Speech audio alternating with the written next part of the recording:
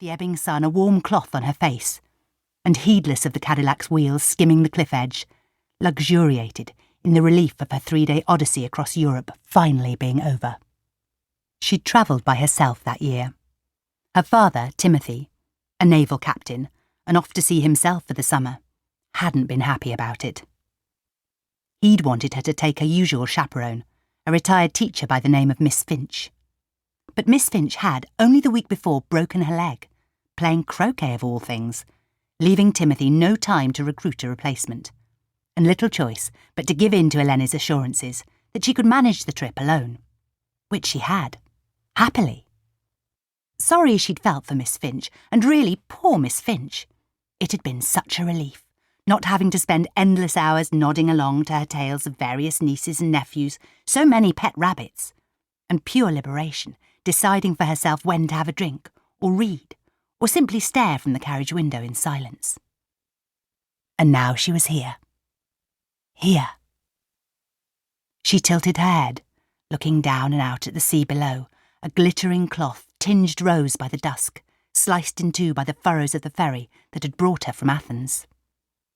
Idly, she watched it steam away to the horizon, wondering who was now on it, what kind of lives they led, and all the while Yorgos talked, his gruff voice raised above the engine, grilling her on her solitary passage through France, Mussolini's Italy, speaking in rapid Greek, no concession to the months that had passed since she'd last used the language.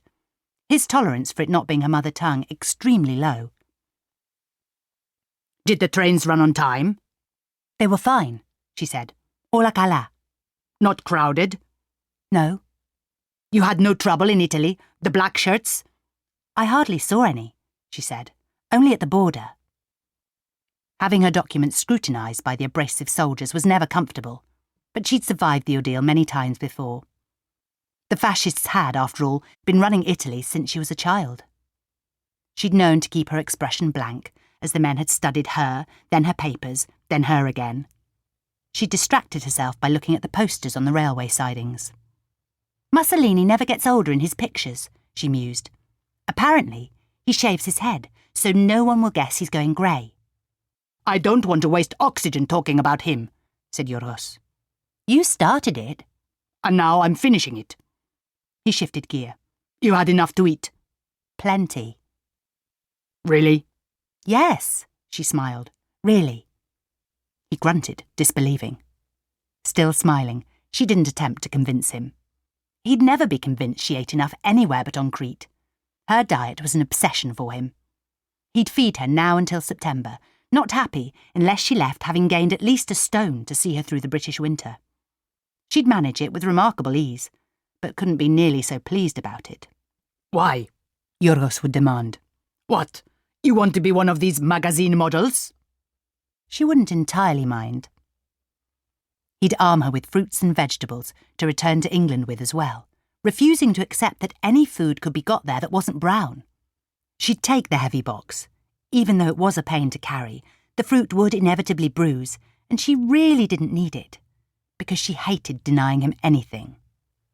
And because she knew how his certainty that the British diet had killed her mother plagued him, as though more tomatoes and olives and spinach could have saved her from the Spanish flu.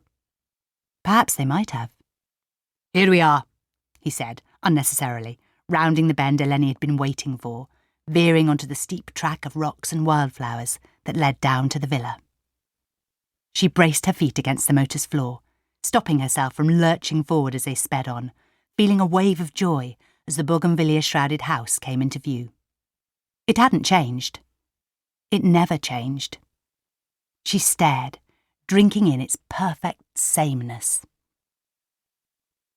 She had no place she'd grown up in back in England. She'd moved with her father countless times around their Portsmouth suburb of Gosport, their naval quarters upgraded with each new promotion he'd secured through the ranks. An indoor latrine, running hot water, that kind of thing. When she turned 11, Timothy had spent long periods in Africa, and boarding school dormitories had joined her rotation of bedrooms. At 15, he'd taken a desk job back in Portsmouth and summoned her home to complete her school certificate there. She'd only just finished. She wasn't sure what should come next, only that her father expected her to be waiting in their newest house, a modern detached